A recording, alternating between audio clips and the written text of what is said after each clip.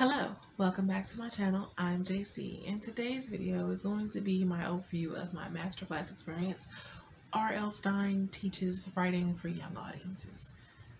So, I was inspired to take this class because I am writing a middle grade book for Nano, my first middle grade book ever, and I've already done the Judy Blume masterclass, which helped a lot. So I wanted to see, even though I don't write horror or anything scary at all, I did want to see if I could get anything out of R.L. Stine's masterclass, because I know he mostly wrote in horror, but he still could have some information and wisdom to impart about writing for younger audiences in general. I actually did get quite a bit out of this masterclass. I also found that there's a lot of things I did not agree with him about. But without further ado, I will slide you over to my masterclass with R.L. Stine, and I will be back afterwards to let you know all of my thoughts and what I think. And yeah, I'll be back.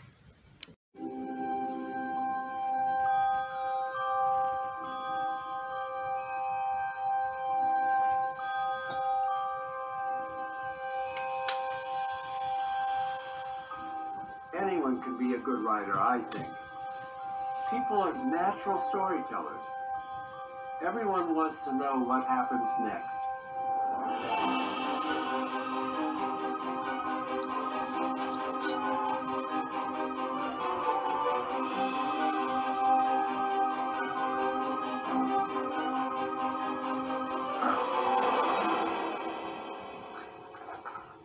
I have this one bit of advice which I really believe. It's really worked for me, and I think it's very important for writers. You don't have to be afraid of writing. It's not scary. Don't listen to all these people who talk about how hard writing is. It's not hard. You don't want to make it seem like it's something that's complicated, something that you have to work at, something that has to come from deep inside you. It doesn't. You can just write for fun. I'm R.L. Stine, and this is my masterclass.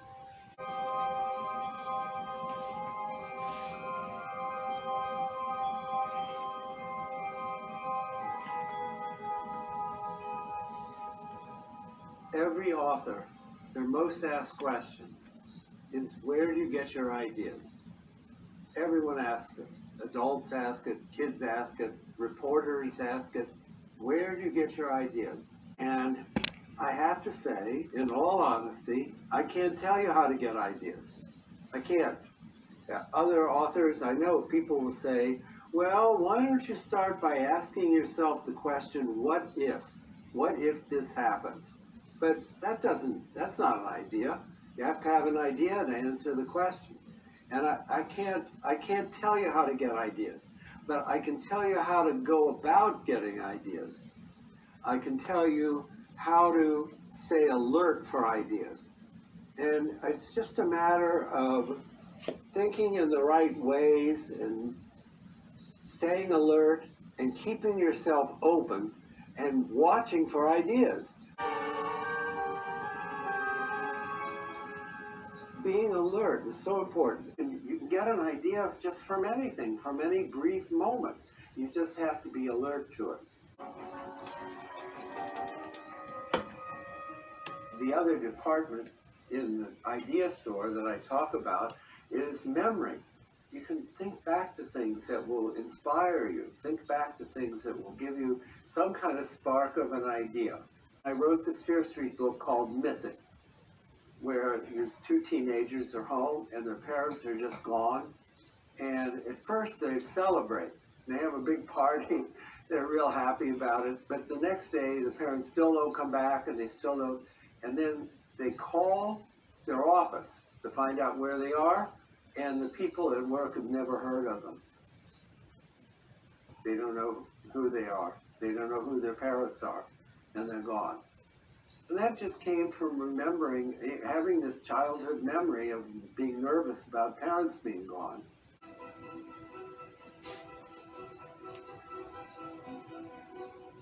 I mean, I haven't never really figured out, why did I like writing so much? Why, I was 9 years old, why would I shut myself up in my room and be typing these stories and writing? Why did I like it so much? The appeal of writing is that you're here creating your own universe, and you can control people, and you can make them funny, or you can scare them. And you can do all this, and it's in your head, and it's on paper, and it's on the screen, and you're building your own world. It's a wonderful thing. Okay, so I just finished, as you saw, the introduction and the first lesson for R.L. Stine. I'm going to be honest and say there's a couple of things I don't agree with already in his masterclass, which in the introduction where he said writing is not hard, I disagree with that sentiment, but I guess after 300 and something books, I can understand why he would say that. And in his first lesson about the idea store, so his first lesson was about staying alert and being observant to things around you, being open, I guess being vulnerable. I like his idea store, where you draw your experiences from where you get ideas from either your experiences, your memory, or just your imagination, which is, mostly where your ideas will come from is your imagination. But sometimes they do come from our experiences in life, our childhood experiences, our things that we remember just out of the blue. So I'm ready to move on to the next lesson, which is about more rich sources of ideas. Let's go.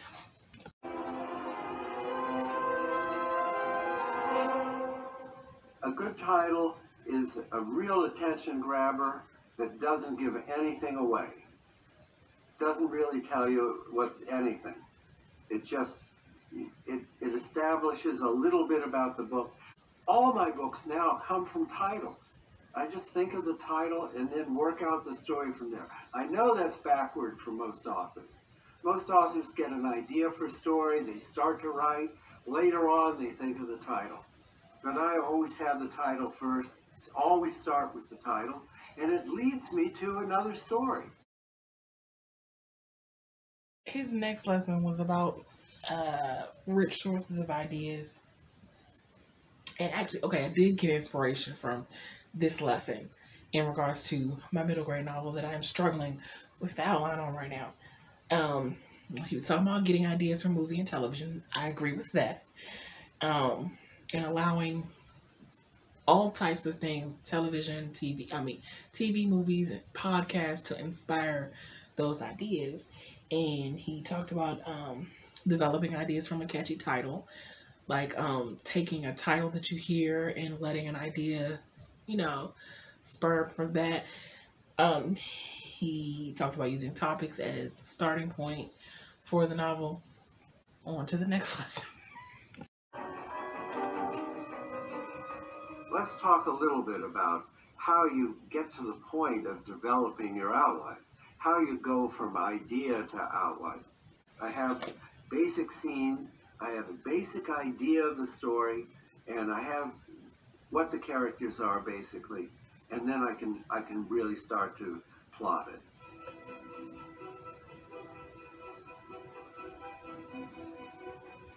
The outline is usually 15 to 20 pages long.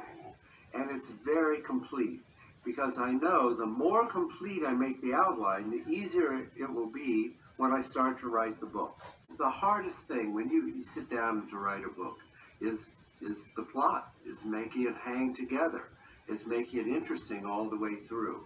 And an outline allows you to see what you have and to know where you're going. You have to be in control. You're creating this world and creating these people. And for me, to be able to sit down and just create the story and have it in front of me before I start to write is totally useful. Then I can sit down and just relax and write. I don't have to think hardly because I've done all the thinking. I've done all the hard part. Lesson 4, he talks about getting from idea to the plot outline. So he's talking about developing the ideas first. He jots down all of the ideas that come to him about the story. He writes down all of those ideas first. Then he comes and does the outline. But he believes outlining allows you to see what you have for a story overall and where you're going with this story. Next lesson.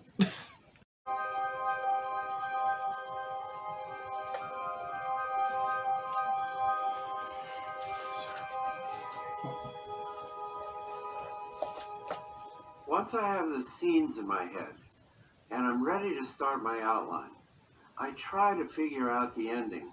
I always try to get the ending first if I can, and I can keep them away from it. I can deliberately move them in a different direction, move them in this direction, then move them in that direction, and so that the ending is a huge surprise.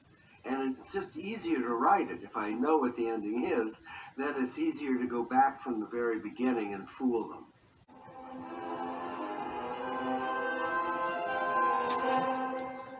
Where did I learn the value of a cliffhanger? Well, I have to say, I learned it when I was a kid, a little kid.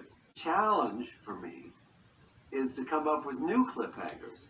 I need to come up with new, you can't just have someone grabs her from behind and she screams. I've got to find new things to keep them moving on to the next chapter. It's just a matter of leaving the reader in suspense, doing something, having something big happen, something that maybe it's a surprise, maybe it's not that big a surprise, but it leaves them hanging and they have to go on and read the next chapter.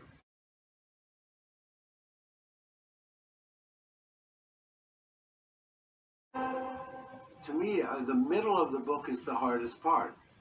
It's great you get started, you know you're beginning, you can get it's very easy to get a very good beginning for a book, and you can figure out a good end, you know your end, you get a good finish, you know what the big surprise, what the action's going to be, how it's going to end. But getting to the end is hard. Getting through the middle, you've got to have a lot of story.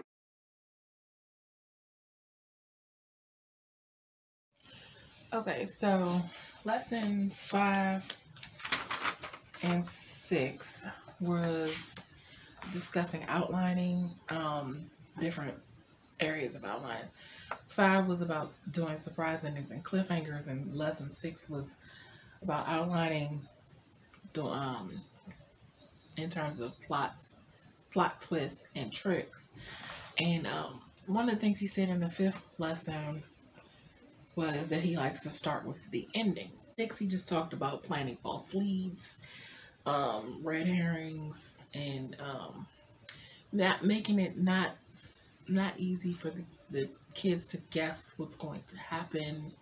You don't want them to already know how it's going to end in chapter 2, because then what's the point of reading the rest of the book? And we'll move on to the next lesson.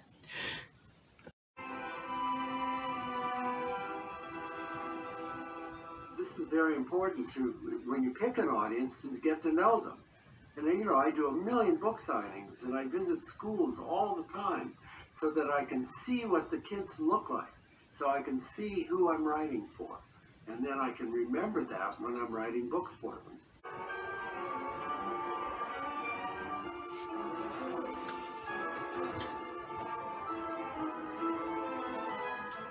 I work very hard to make sure that the books are appropriate. I mean, I'm doing horror, so it's got to be scary. It's got to be creepy. A woman wrote to me once with the perfect line. It was like the perfect letter. She wrote and she said, I love your books for my kids because they give them shudders, but not nightmares. And that's what I try to do. You have to be careful. When you're writing for middle grade, well, look at Goosebumps. No one ever dies. There are no guns. No one ever dies. If there's a ghost, it happened a long time before the story started. The real world is pretty much kept out. That's my one rule, my big rule for writing middle grade horror, is that they have to know it's a fantasy. They have to, the reader has to know this couldn't happen, couldn't really happen.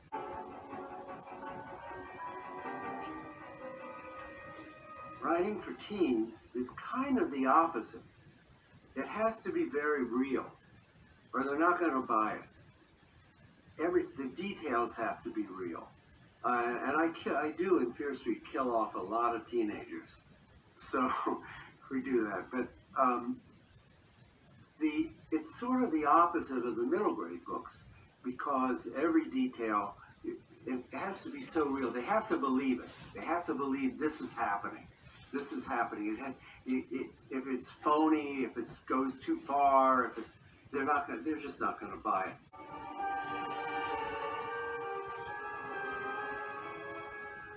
When I'm writing the books, I think about the age of the audience constantly, and I keep pictures in my mind of what the audience looks like. If I'm writing a young adult, I try to see it, a 17, 18-year-old person, or younger, a little younger.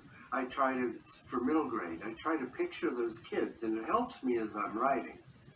But if you're just developing your style, and you're trying to figure out vocabulary level for what you write, how far you can go, the best way is to read what's out there and read what's selling.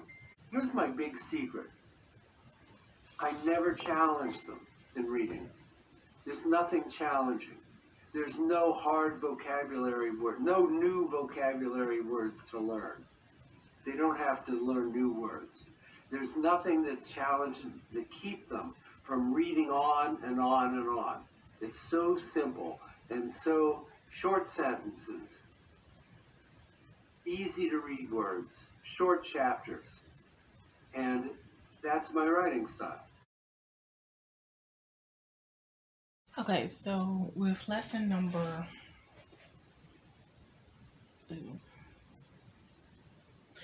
8 and 9, he's talking about kids being the best audience and knowing what age range you're writing for. He talked about making the vocabulary simple, not having any like big words, which is something again I'm going to have to work on because I'm a big word person. Talking to somebody who, as a kid, used to read the dictionary for fun. So I liked stuff with big words in it. But I get that is not today's kid, maybe, or maybe not. Maybe we're shortchanging kids by thinking that they don't want to read stuff with big words in it. Who knows? But he talked about the differences in between writing. He feels like basically in middle grade, you can't include real life stuff in middle grade, but as opposed to young adult, is where you start dropping in the real life stuff, the real life issues, the things happening at home, things happening between the parents, things happening, real life issues, but not from middle grade. Yeah, on to the next. One of the decisions you have to make when you're starting to write a book is, are you going to write it first person? Is it going to be from the point of view of your protagonist? Or are you going to write it third person, from the point of view of the author? If you're interested in writing horror, the secret to making it scary is close point of view with your main character. I almost write all my books, almost all of them are first person, because it's so much scarier to be in the protagonist's head. Because then when something terrible happens, your reader is the protagonist. Your reader is right with it. And the reader is experiencing this horror close up. The closer you get to the character, the better your scares will be, and the better your story will be.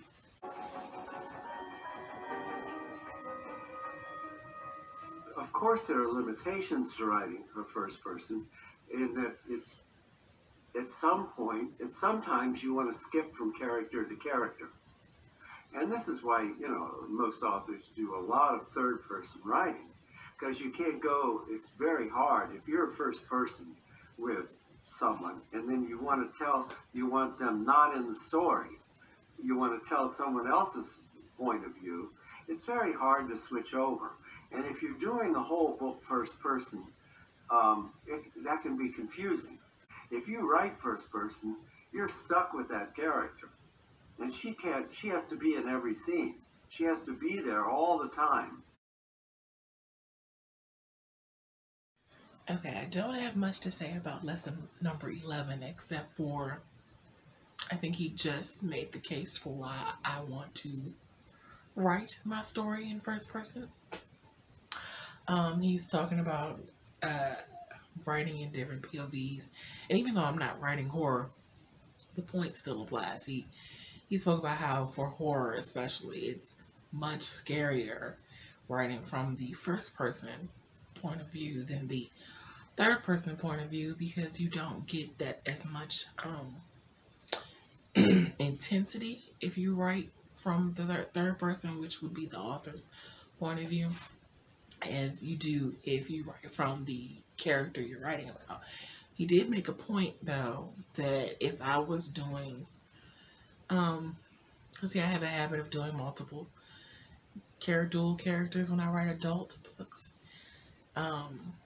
which sometimes requires me to switch from first person to third.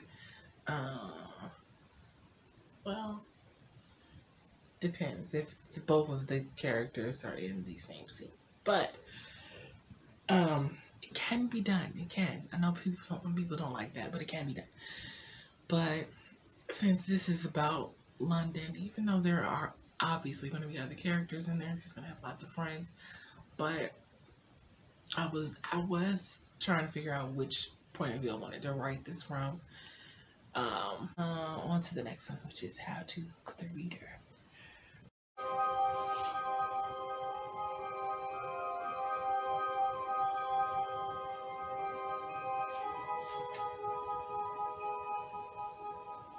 In the first chapter of a book for kids, they have to know, the first chapter has to tell them what's happening, what the book is.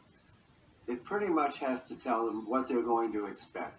The first 2 pages, they can see what's going to develop, what the problem is going to be, what's going to happen right away.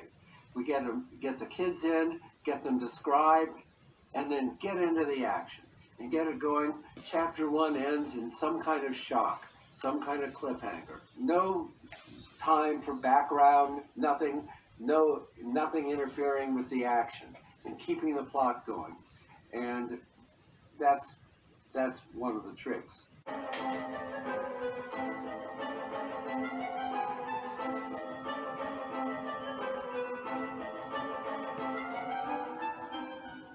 I was a really fearful kid. I was afraid of a lot. I think that's why I stayed in my room typing all the time. I was really afraid of things. But how lucky was that? Because then here I am writing scary books, right? And now I can remember that feeling of panic, that feeling of being a kid and being afraid. And I can bring it back, I can remember it, and try to put it into my books. So it turned out it was something lucky. How do you create suspense? First of all, there has to be some unknown to have suspense. There has to be something that your character doesn't know. There's something on the other side of the door. What's pounding on the door? What are those sounds? There has to be, what are those scraping sounds on the ceiling? What is that? There has to be something they don't know that they have to find out. In horror, you want to really set the scene. So you have to spend time and just pick out those details that will bring the setting to life, that will make the reader see. Make a picture and make it real.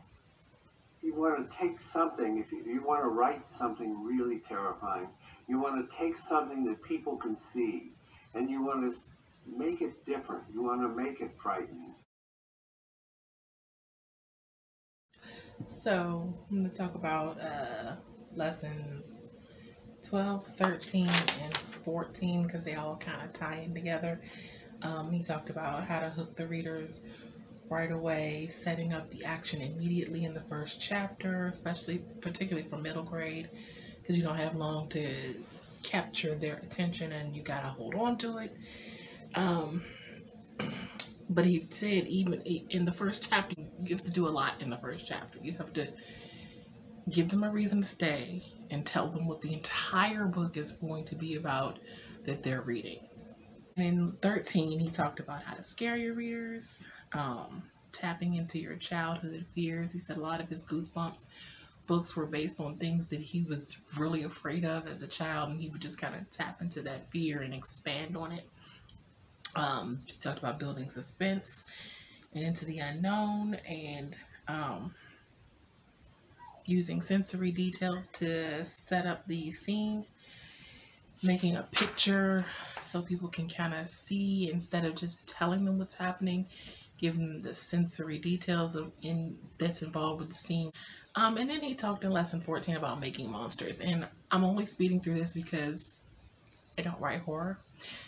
So while I am taking notes and taking in everything he is talking about on these specific sections, I don't write scary stuff, so it doesn't necessarily pertain to me per se, but I wanted to mention some of the details for those of you out there that do watch horror, do write horror, and that this would be helpful to know that you're going to get that kind of information in his class. So he talks in lesson 14 about the kind of monsters.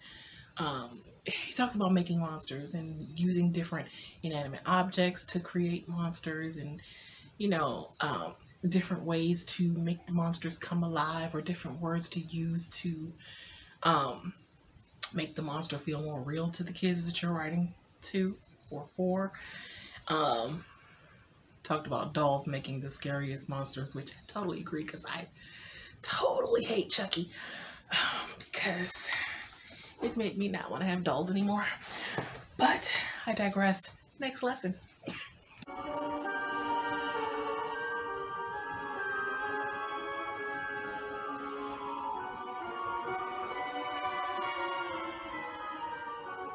For me, the function of dialogue in the story is actually to tell the story. My books, I would say, are maybe 2/3 dialogue, because that's the fun part. Kids talking to kids, kids talking to creatures, kids shouting and screaming and talking, and kids fighting with their parents and fighting, talking. And it's more fun for kids to read. Instead of reading paragraphs, they have all this short dialogue. And the whole story is told through the dialogue, and you get their character, you get their personalities, you get their fear from what they're saying.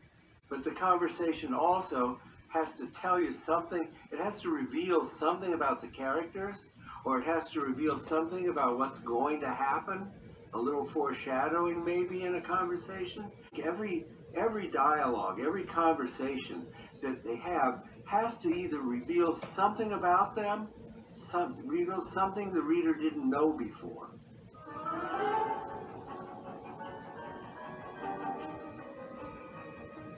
Here are my rules for writing dialogue. 1, use as little current slang as you can.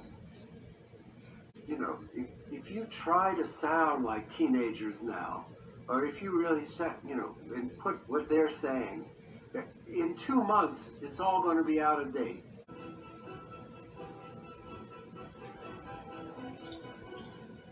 When you start to write, there are a couple ways to figure out your prose style.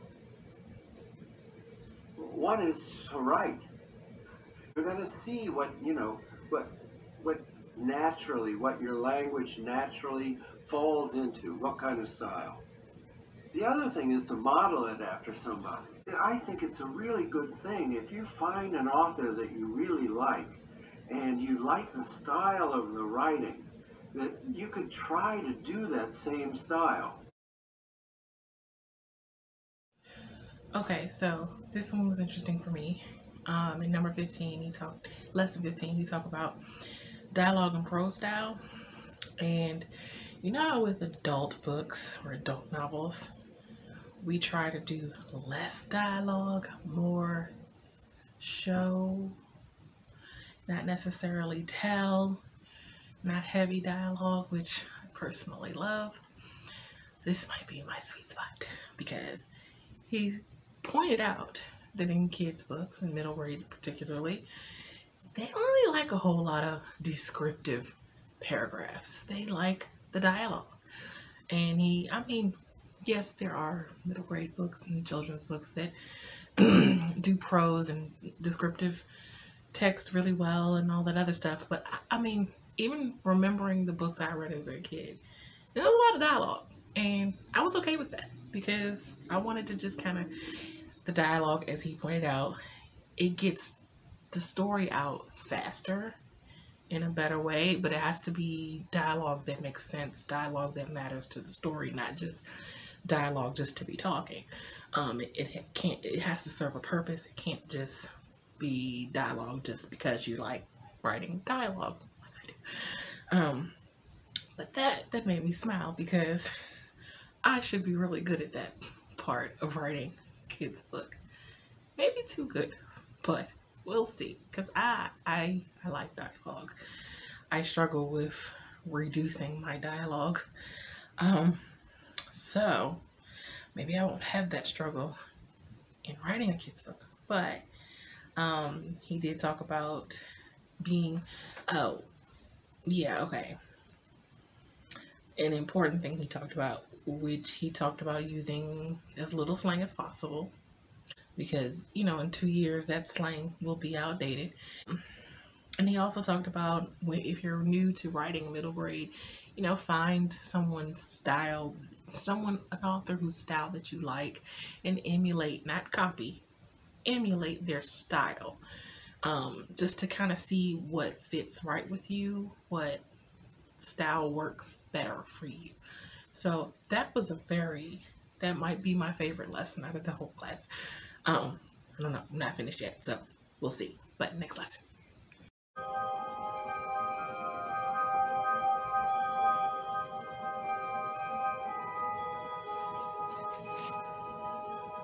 When I write a Goosebumps book and I figure out the characters, I don't do very much. In fact, I'm criticized a lot for not having much characterization in my book.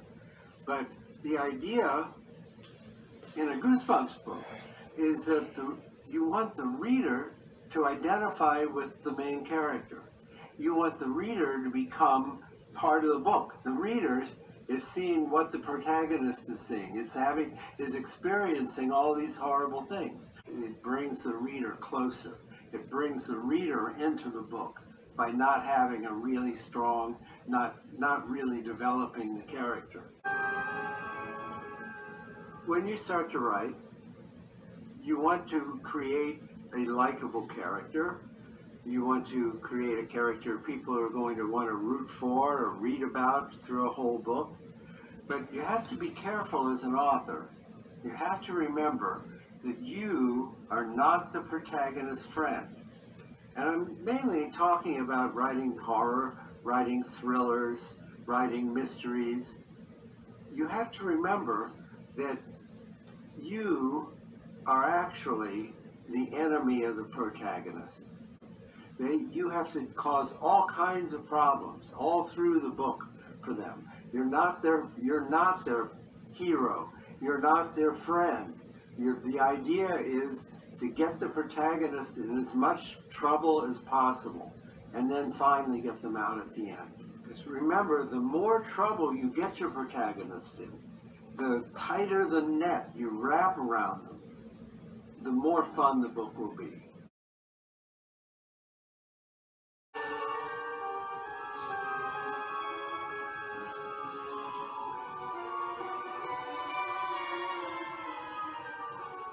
to me, a lot of teen fiction is too grim. No one ever cracks a joke. No one's ever laughing about anything. And I put a lot of that in these books. I think it's more true to life. When you read a lot of teen literature, no one's laughing. I don't know why. I think you need that in the book. Your characters really determine your plot. What you choose, the characters you choose, they're set. That's what sets off your plot. And you have to know when you're writing these characters what they want. What they want. You can't just describe them. You have to tell what's their aim, what is their goal.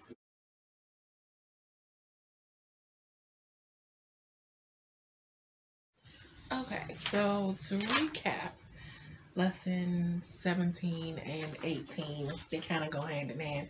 He's talking about creating middle grade characters in lesson 17 and young adult characters in 18. And he just talked about creating the protagonist that the readers can see themselves in, and which, you know, it's kind of, I don't want to say obvious, but yeah, of course you want to see yourself in the person you're reading, unless you're reading about an assassin, but we're talking middle grade books here. So he talked about getting the protagonist in lots of trouble, because you, the writer, are not the friend of the protagonist. So you have to get the protagonist in lots of trouble. In creating young adult characters in lesson 18, it's kind of mostly the same thing, except for you're putting your characters in teenage situations, which is a little more grown up than middle grade situations, just not quite adult yet. But yeah, that's pretty much it for, yeah, that was pretty much it for those two.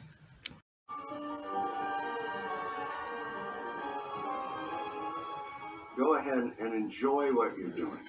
Enjoy creating your characters. And enjoy making them say all kinds of things. And go through with your first draft. And have fun with it. Think of it as fun. Think of it, you're creating this thing, you're doing this. It's not hard. It isn't hard work. It's not a struggle. And maybe there's scenes already you don't like. Now you go back the next morning and you read what you wrote yesterday, and you don't like it. Keep going. Keep going.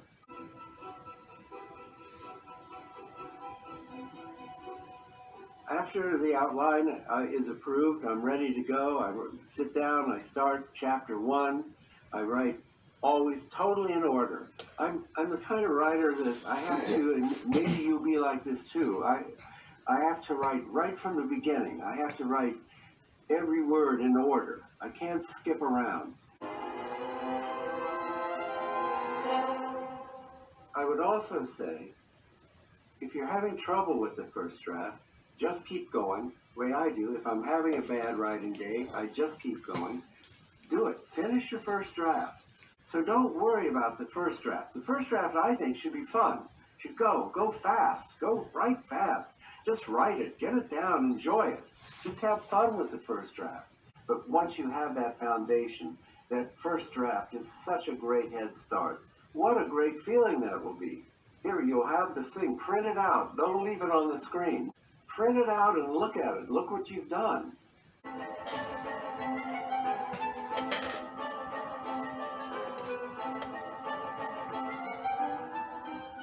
When I've finished a manuscript, and I have a first draft of a book, I go back up to the beginning and I read it.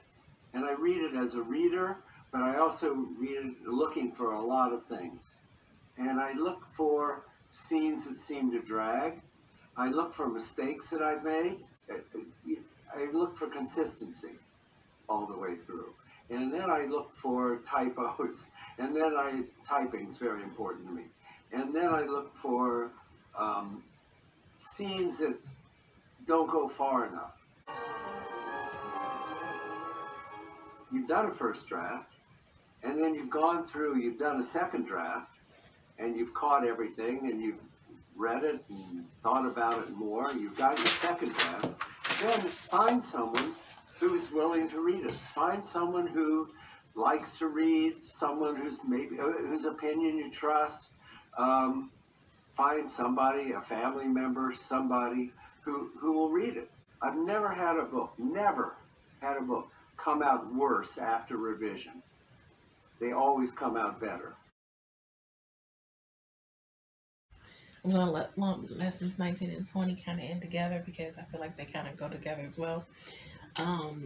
19 is about having fun with your first draft. He suggests trying short stories first. If you're just getting into writing, or if you're just getting into writing horror. He suggested writing in order, and basically that's why he is so adamant about creating an outline, because it allows him to write fast and write quickly. He did say that you should know that there will be changes along the way, as with any project. And he suggests going as fast as you can on the first draft. Don't stop to edit anything. Don't go back and say, oh, let me put this in here. Just write the first draft as quickly as possible, and you can go back later. Which leads into lesson number 20, which talks about revising and getting feedback. He suggested in revising the first draft that you go back and go back and read it as a reader, but look for scenes that drag, look for inconsistent scenes, mistakes that, things that don't run consistently throughout the book, weather mistakes. He's talking about in revising, looking for scenes that don't go far enough, don't push the boundaries far enough. As far as getting feedback, to find someone you trust, that I guess not necessarily someone that's just going to tell you what you want to hear, but someone that you trust to give you honest feedback, and not sugarcoat things or whatever. And he, suggests that you take criticism in stride and not be so sensitive. So yeah, that was lesson number 19 and 20. I'll be back. Somehow it goes hand in hand. If you want to be a writer, you probably are a good reader. But I find that the more I read a lot of thrillers and a lot of mysteries. And it really helps my writing. Not by stealing things or by taking ideas you see, but just sort of by osmosis. When you start to write, it's perfectly fine to remember those things you loved, those things you read, and to use them, to go on and develop them in a different way. It's sort of to borrow what they did. I'm a big borrower. One thing, I write so many books and I need so many ideas. So I rely on the things I've seen and the things I've read.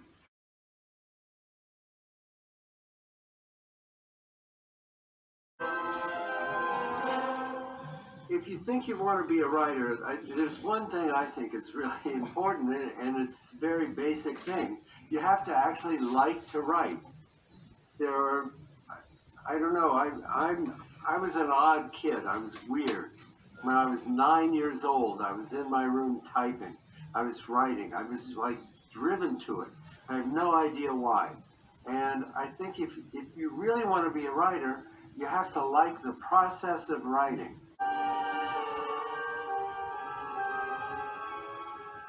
I grew up in Ohio, and I thought at the time, if you wanted to be a writer, you had to live in New York City. So I thought you had no choice. That's where you had to live. So right after college, I moved to New York. If you can find something, it's hard, but if you can find a job that gives you time and doesn't take all your energy away and gives you time to write even in the evening, that's certainly what I would recommend.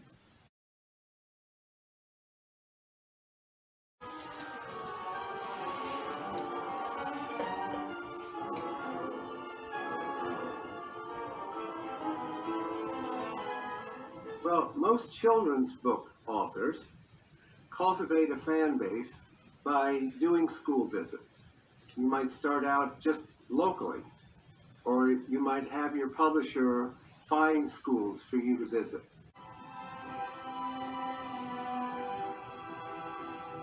I use social media a lot, and I think more and more authors find that they really need to do this to get out the word about their books. I'm on Twitter and Facebook and Instagram, but I enjoy all that. I mean, it's really fun for me. But even for authors who don't enjoy it that much, it's very important, partly because in a lot of publishers, the marketing department and the publicity departments have been cut back.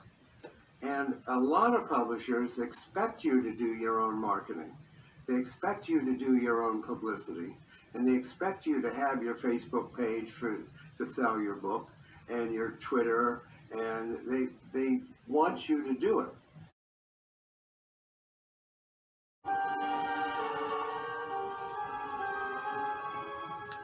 Everyone asks about writer's block.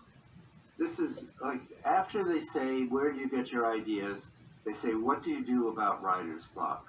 And I've never had it, which I think is hardly luck.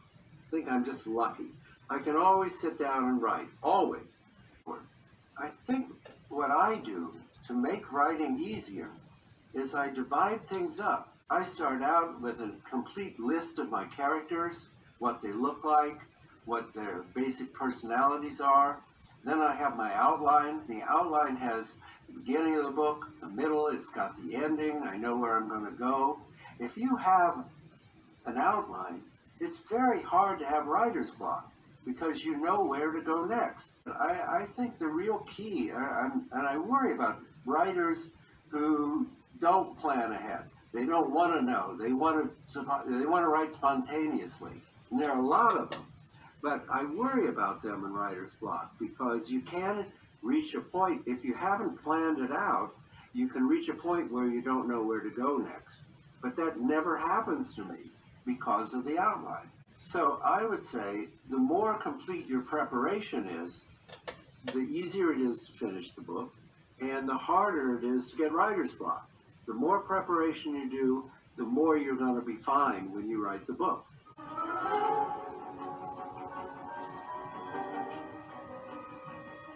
I'm like a machine when it comes to writing.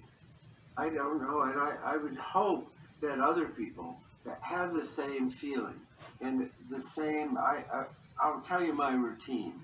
But I'm there every day, and I still, you know, after 25 years of Goosebumps, whatever, I sit down maybe 9:30 in the morning, and I start to write. I have my outline. I'm all set. I have the outline of the book. I write this book. Every day, I write 2,000 words, which is about 10 pages. And so Goosebumps books have to be 23,000 words. But I set a goal for myself every morning. Today I'm going to write 2,500 words. And then I don't get up till I've done it. Maybe I'll take 15 minutes to have a sandwich. But then I'm back at it. And when I hit my 2,000 words, I quit. Doesn't matter where I am in the story, I hit 2,000 words, I quit. And I write till it takes me till 2:30, 3 o'clock in the afternoon. Not bad hours, right? And then I can feel my brain start to just fade away. And so I know like 4 hours is like a good time for me. And you have to kind of figure out, it's pretty easy to figure out when you're finished. So, lesson 22, 23, 24, and 25 all kind of have to do with the same thing. Basically, writing. He did talk about borrowing from lesson 22. He talked about borrowing from your influences in terms of writing for young adult or middle grade. That it's okay to learn from the people who inspire you or who do it best. He specifically named the people that he grasped onto for influence purposes. Number 23, he gets into writing as a career, and he talks about the different aspects of his writing career and how he got started, how it progressed. said he said he feels like you have to actually like the writing process. He talked about choosing your genre and your audience that fits well for you, finding the right day job that allows you to be a better writer or write even. Number 25, he talked about combating writer's block and developing routines. Now, it's not that he doesn't believe in writer's block. He believes writer's block exists. He doesn't experience writer's block because he believes being a constant outliner keeps him from experiencing writer's block. I tend to agree. He said if you outline the book, if you know where you're going, obviously you can change things along the way if you need to add something or take something out. But if you know where you're going, if you have a roadmap, then it's very hard to see how you would get blocked and how you would get stuck. He talked about disciplining yourself and creating routines that work for you, and sticking to those routines. He writes every day, 2,000 words a day. I think he writes from a little in the morning. By 2 o'clock, he stops writing. But once he hits 2,000 words, he's done. He likes to stop in the middle of something so that he has a place to pick back up the next time he sits down to write. He's like, if you have rituals, disciplining yourself to follow those rituals that work for you. He doesn't have any. He said to know every writer is different. Just because one writer has a way of doing things doesn't mean it's going to work for you, and it doesn't mean it's wrong if it doesn't work for you. So, good nuggets of inspiration. Well, I think I've shared all my secrets with you. It's over 40 years of writing for kids, and I think I've pretty much told you everything I know. I think you've gotten it all. And what I try to do for you is to break it down into little pieces. Break it down into short lessons, short tricks, just short ideas, so that you would be able to get one after the other and then put them all together. And I hope that's what I've achieved. I hope you've enjoyed this masterclass, and I hope you've learned a lot from it, and I hope you feel that you're ready to write. And I do hope that you're encouraged, now that you've finished the course, to sit down and write and try something. Try some of the things we did. I put exercises in the workbook. I put in all kinds of clues. I've given you 20 story ideas to try out. Try them. I hope you will sit down, write a story, start a novel, see how you do, and mainly just have fun with it. Enjoy it. Have a good time writing.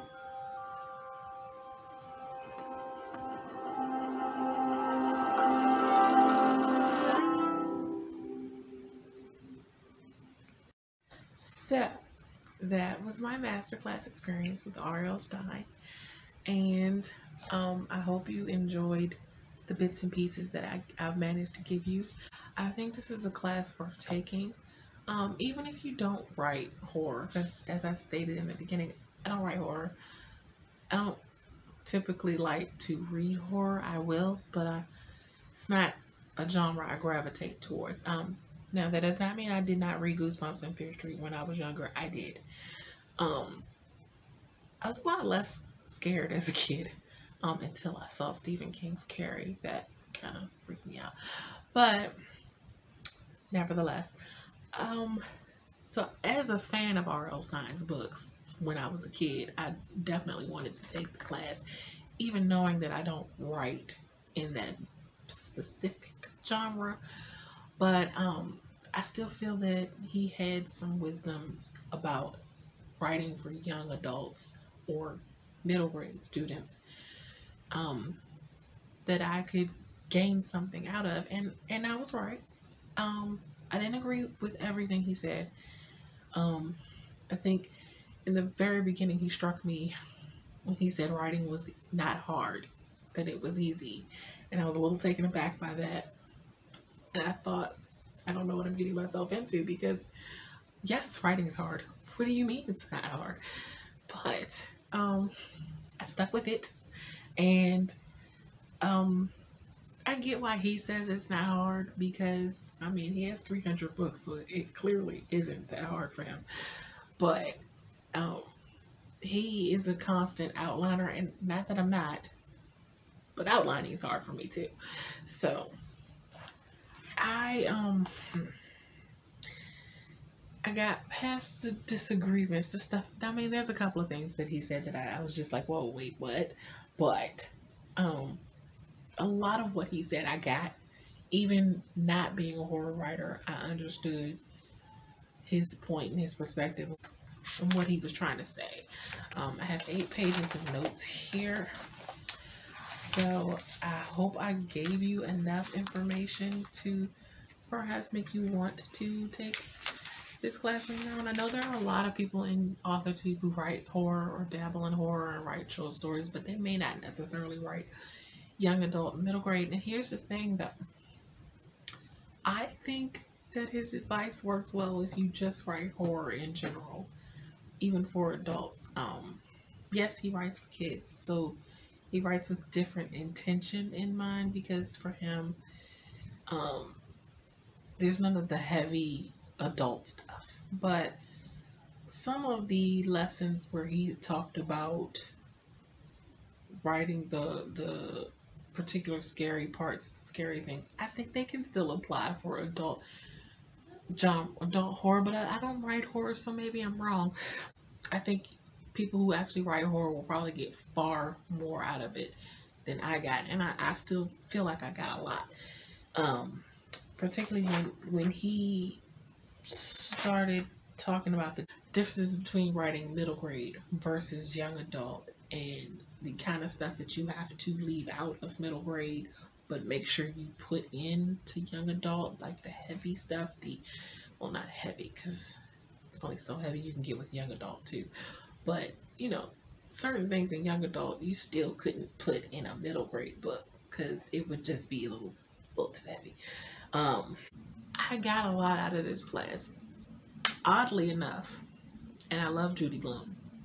Oddly enough, I think I got more out of this than I got out of Judy Blume, which is odd for me because, again, I don't write horror. But I still got something out of it, and I think that maybe it made me love the class even more, because it's like, here's this class on a genre I don't write, but I'm still getting so much out of it. And I went through the workbook. I have not done all of the exercises in the workbook, but if you take the class, there's also a workbook, and it comes with a character cheat sheet and a case study of some of his other books and how he outlined it, and the first outline that he submitted versus the final outline. And it's such a wealth of information, and I think that anyone writing middle grade, maybe even young adult, horror or not, could benefit from taking R.L. Stine's masterclass. So I hope you give it a shot. I hope you got something out of my experience, and I hope you'll stick around to see what masterclass I take next. So that's going to be it for this video. If you like what you see and you want to see more videos from me, make sure that you hit the like and subscribe button. Let me know in the comments, what masterclass would you like me to take next? Yeah, let me know. Till next time, have a blessed day. Bye.